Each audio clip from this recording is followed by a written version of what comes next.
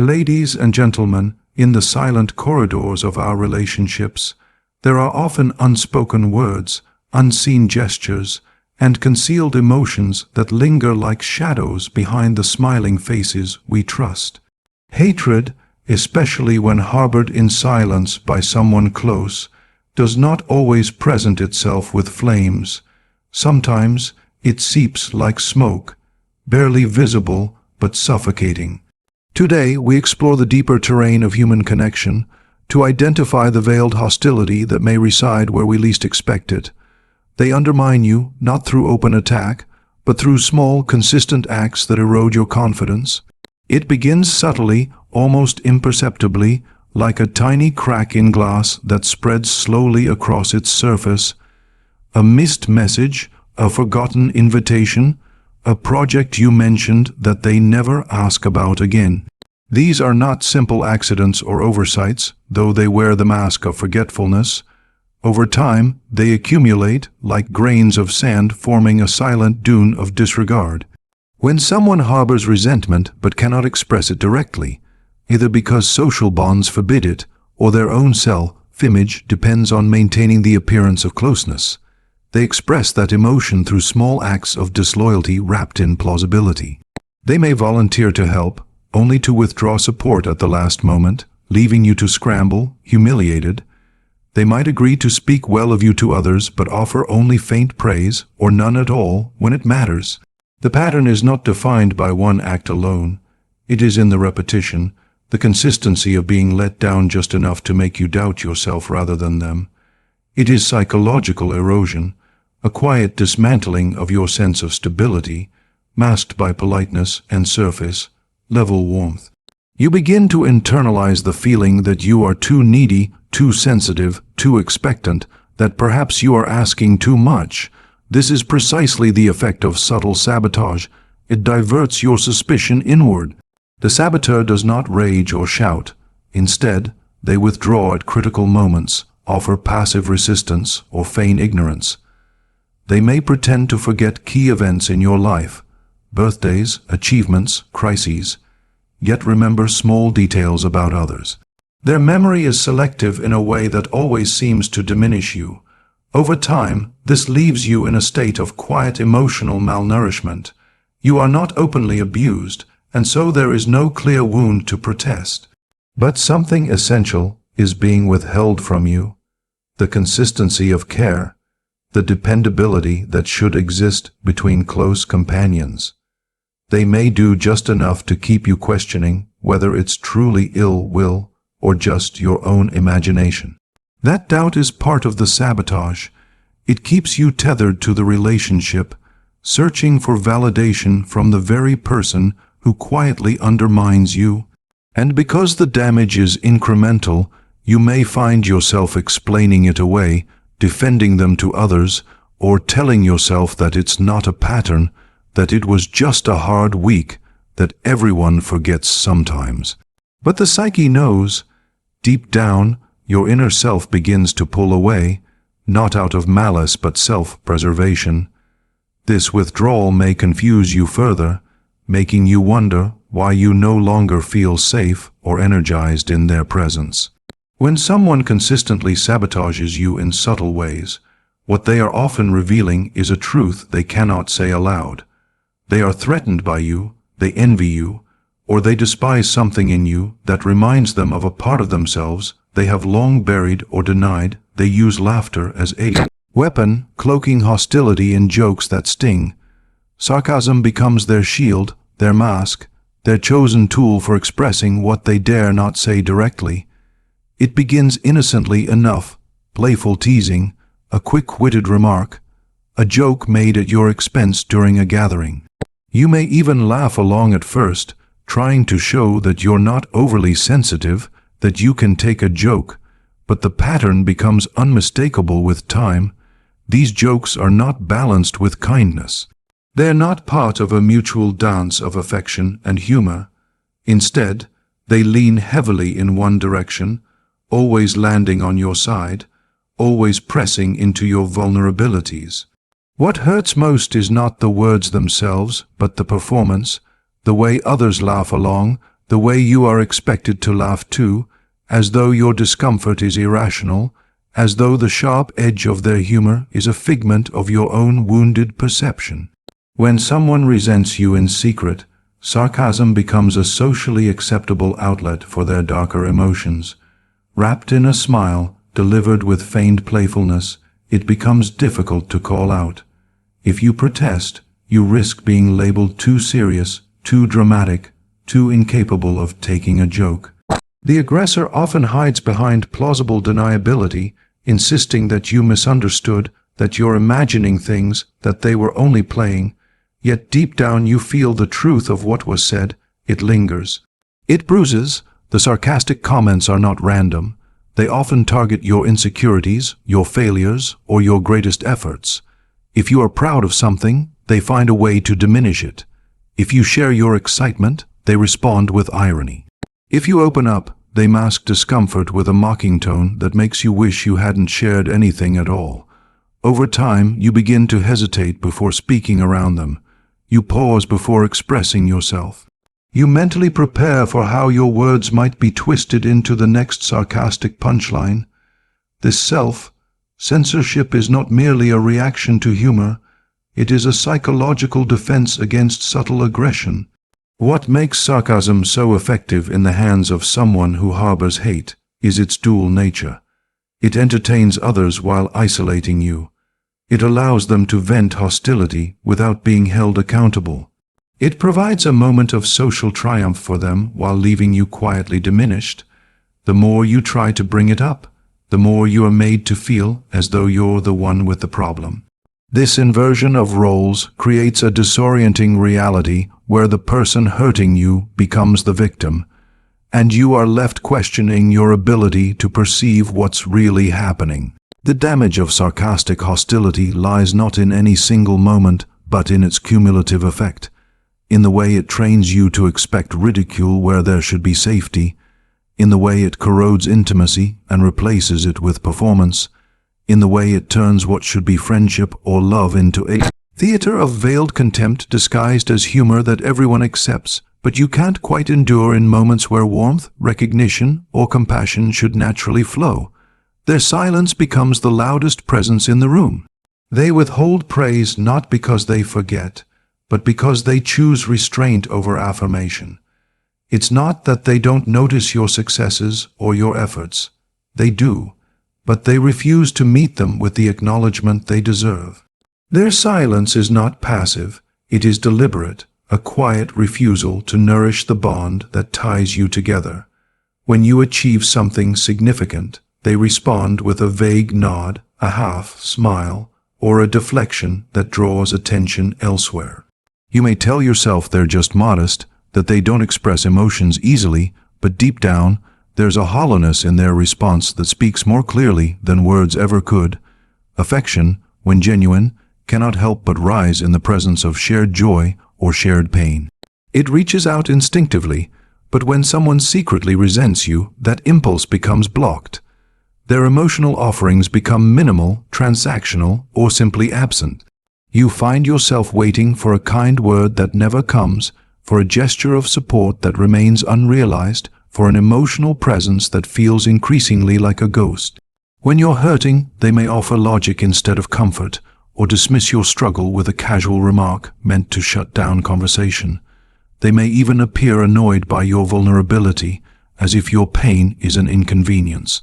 When you're celebrating, they seem distracted or disinterested, as though your happiness casts a shadow over their own sense of identity. The refusal to offer genuine praise or affection often masks an unconscious fear of giving you power. To celebrate you would mean to recognize your value, and for someone who harbors secret dislike or envy, this feels intolerable. Their ego cannot bear the act of lifting you higher, even momentarily, because it intensifies the contrast they already feel between your light and their shadow. So they remain unmoved, not because there is nothing to feel, but because they are internally bound by their own conflict. Their withholding becomes a form of control, a silent power play that keeps the dynamic tilted in their favor. Over time, this lack of emotional reciprocity can leave you feeling strangely invisible, not ignored in the obvious sense, but emotionally erased in a more subtle, insidious way. You may start to question your worth, wondering why their affection feels conditional, rare, or performative. You may even work harder to earn it, not realizing that their coldness is not a response to you, but a reflection of their internal struggle. The bond begins to feel uneven, fragile, strained by an absence you can't quite name. You tell yourself they care, they must care, but the moments when they could prove it come and go without evidence. The silence, the lack of praise, the emotional distance, they become the language of someone who cannot admit what they feel, who cannot celebrate you without confronting the unspoken hostility that stands between you like a veil made of glass. Clear yet unbreakable, they cloak their hostility in the fabric of concern, offering critique that wears the mask of care but bears the weight of judgment. It begins with phrases like "I'm just being honest," or "I'm saying this for your own good," and yet the tone carries a chill that lingers long after the words are spoken. What seems like advice at first becomes a persistent, biting scrutiny of your choices, your appearance, your voice, your way of moving through the world. This kind of criticism is not balanced with support. It is not intended to uplift, but to diminish under the pretense of helpfulness. When someone secretly harbors negative feelings toward you, they often find refuge in the socially acceptable form of feedback. But their feedback is never neutral. It is tinted with impatience, irritation, and a subtle but constant effort to assert superiority. They correct you publicly, offer advice you never asked for, highlight your flaws during moments of vulnerability, all while pretending they are simply trying to help. It becomes difficult to separate truth from motive because their words are often wrapped in reason, yet their delivery betrays something colder, sharper, more cutting. The psychological effect is disorienting. You begin to question your own instincts. Are they right? Am I too sensitive? Should I be grateful for their honesty? This confusion serves their purpose. It keeps you off balance, keeps them in control. What's more, they rarely open themselves to the same level of critique they impose on you.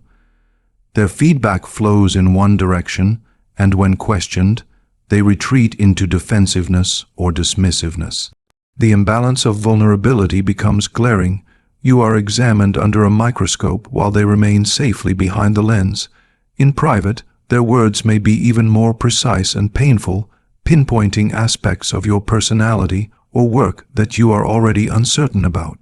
In public, they may mock your preferences, habits, or ambitions in ways that seem harmless to others, but land like sharp stones in your chest. They rarely affirm your strengths unless it serves their image or agenda. Their concern has edges, it cuts rather than heals. You begin to notice that their so-called honesty appears most often when you are happy, proud, or beginning something new. It coincides with your growth, your progress, your joy. They interrupt your momentum with doubt dressed as realism, caution dressed as wisdom, criticism dressed as care.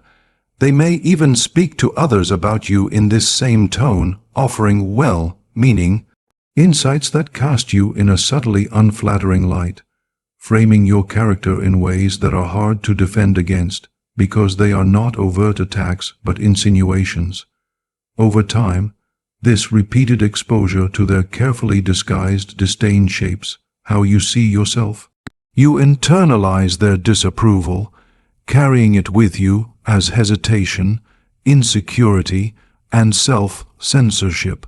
And all the while, they maintain the illusion of helpfulness, leaving you isolated in the tension between what they say and what you feel, caught in a dynamic where the very person who claims to be helping you is, in truth, chipping away at the foundation of your self-worth piece by calculated peace. They begin to mirror you in subtle ways, echoing your mannerisms, adopting your interests, speaking your language not out of admiration, but out of a hidden need to compete, to level the playing field they believe tilts in your favor. At first, This imitation can feel flattering, like a form of closeness, a deep resonance between kindred spirits who share common ground. You may even feel understood, seen, as if you have inspired them to grow or shift their path. But soon, the imitation no longer feels benign. It starts to carry an edge, a strange sense that your identity is being absorbed and repurposed, that your uniqueness is being diluted in the very space where it should have been celebrated. They begin to echo your ideas without acknowledging their source, presenting your thoughts as their own in conversations, subtly competing in areas where you once felt safe to share openly. What you once gave freely becomes a point of tension, a resource they seem to extract rather than appreciate. This unconscious mimicry is not about connection. It is a strategy, often driven by envy, by a need to prove that they can match or surpass you. Their admiration turns, almost imperceptibly, into rivalry. The things that once bonded you become metrics they use to measure themselves against you. If you start a new project, they begin one too. If you gain recognition, they suddenly highlight their own achievements. If you change something about yourself, your habits, your look, your path, they follow, not as companions on a shared journey, but as silent competitors trying to stay ahead or keep pace. There is a subtle tension in the way they respond to your progress, a flicker in their expression that betrays discomfort rather than joy, a forced compliment that lands without warmth. They may frame their mimicry as coincidence or as shared inspiration, but the pattern is too consistent, too aligned with your own choices, to be accidental. You begin to feel watched, as if your evolution is no longer private, as if every change you make is being recorded, weighed, and duplicated in a way that strips it of its authenticity. It becomes harder to share new ideas, harder to feel safe in your creativity, because the person beside you no longer feels like a supporter, but a shadow moving in tandem, trying not just to walk beside you, but to walk over your footsteps. Over time, this dynamic starts to erode trust. You find yourself second, guessing their intentions, wondering if their encouragement is real or simply a tactic to gain access to your world before replicating it. The emotional atmosphere becomes charged with silent competition, a game no one names but both of you feel. Their presence begins to constrict rather than inspire, as if you are no longer allowed to be distinct within the relationship. This is not the imitation of love but the quiet absorption of resentment, expressed through the desire not just to follow but to overtake, not just to relate but to replace, all under the guise of familiarity and kinship that once felt genuine but now feels like a slowly encroaching fog that obscures the boundary between what is yours and what they have claimed as their own. Your growth becomes a mirror in which they cannot bear to see their own stagnation, and so what should inspire celebration instead evokes discomfort, irritation, and withdrawal. When someone secretly resents you, your progress does not bring them closer. It creates distance wrapped in cold smiles, delayed responses, or faintly disguised indifference. You begin to notice the silence that follows your good news, the way their tone flattens when you speak of your hopes, your breakthroughs, the things that should ignite pride in someone who claims to care for you. At first, you might try to rationalize it, telling yourself they're busy, distracted, tired, but the pattern grows too pronounced to ignore. They change the subject when you're excited, offer lukewarm praise where others would express genuine enthusiasm, and in their eyes there is a flicker that betrays something deeper than disinterest. There is a weight behind their reaction, a reluctance to see you succeed because it stirs a kind of inner shame, a quiet grief for their own unlived potential. Your joy becomes a trigger not because you've done something wrong, but because your light begins to expose the shadows they have long refused to face. Every step forward you take reminds them of the place where they remain, not because you've pushed them back, but because your elevation shines a light on the distance they've avoided acknowledging. And in this space, the warmth that once defined your connection begins to recede. They may try to mask it with vague affirmations or hollow encouragements, but the absence of sincerity speaks louder than any words they offer. Over time, your milestones are met with diminishing emotional presence. They no longer ask questions, no longer offer insight or comfort or genuine curiosity. Instead, they sit just far enough outside your joy to make you feel alone in it, isolated in what should be a shared triumph. Sometimes their envy takes the shape of critique. They begin to question your motives, your methods, your right to rise. They may suggest that you've changed, that you're becoming arrogant, that your goals are misguided or shallow. Underneath these concerns is not care, but a desire to shrink you back into a shape that feels less threatening, less reflective of their own inertia. The unspoken truth is that your success challenges the quiet narrative they hold about the world and their place in it. Where they believed certain things were out of reach, your achievements suggest otherwise, and rather than expanding their sense of possibility, it contracts their sense of self. So they retreat, withdraw, or aggressively lash out, not always in obvious ways, but with enough frequency and consistency that you begin to question whether your joy is safe in their hands. You become hesitant to share, cautious in your expression, not because you doubt your path, but because the person beside you no longer feels like a safe place for your evolution to land. And that realization begins to color the bond in shades of absence, resentment, and unspoken grief that silently marks the difference between who you were and who you are becoming when misfortune touches your life. You expect those closest to you to lean in, to offer comfort, to stand beside you with the steady presence of empathy and care. But instead you feel something colder, something faintly detached, as though your pain is being observed rather than felt. It's not always in what they say, but in what they don't say, not in what they do, but in the absence of what should be done. Their comfort feels performative, like an echo of compassion without the substance. They go through the motions, send a message, ask a question, but the timing is off, the warmth missing, the words lacking that unmistakable thread of sincerity. It leaves you unsettled, not because you expect grand gestures, but because you feel the emptiness in their response, like a hollow space where connection should live. And sometimes, if you look closely, there's a flicker in their expression, a brief pause, a faint smirk that vanishes too quickly to be captured, but lingers just long enough to betray something hidden.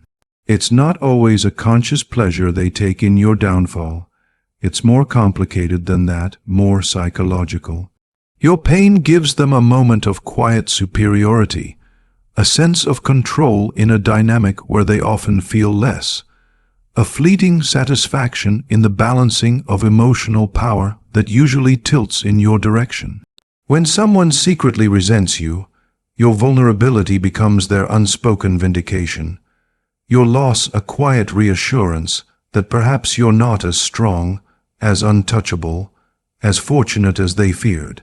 And so they don't need to say anything cruel, don't need to point out your flaws or past mistakes, because the moment itself does it for them.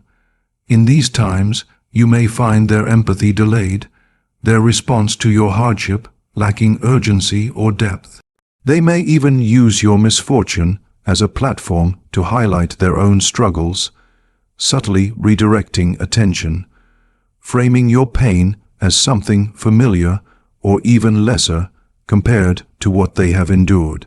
What should be a moment of care becomes a moment of competition, and instead of feeling supported, you feel diminished. Over time, you learn to notice the subtle changes in their demeanor when things go wrong for you.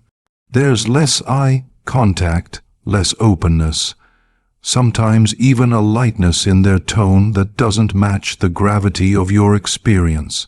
It's as if your suffering has relieved them of a pressure they never admitted to feeling, a silent envy that you carried something they couldn't, achieved something they hadn't, or simply embodied a confidence they themselves couldn't locate.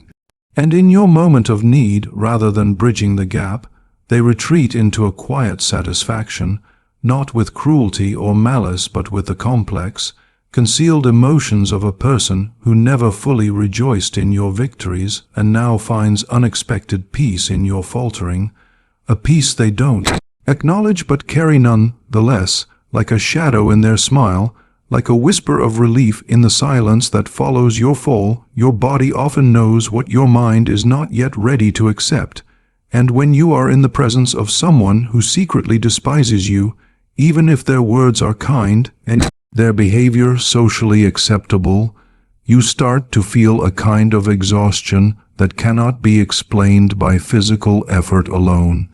It creeps in slowly, a quiet heaviness in your chest after a conversation, a strange mental fog that follows what should have been an ordinary interaction, a tightness in your gut that seems to pulse when they speak your name. This is the language of intuition, of the psyche reading beneath the surface and registering what your conscious awareness keeps trying to ignore. Over time, the pattern becomes more consistent.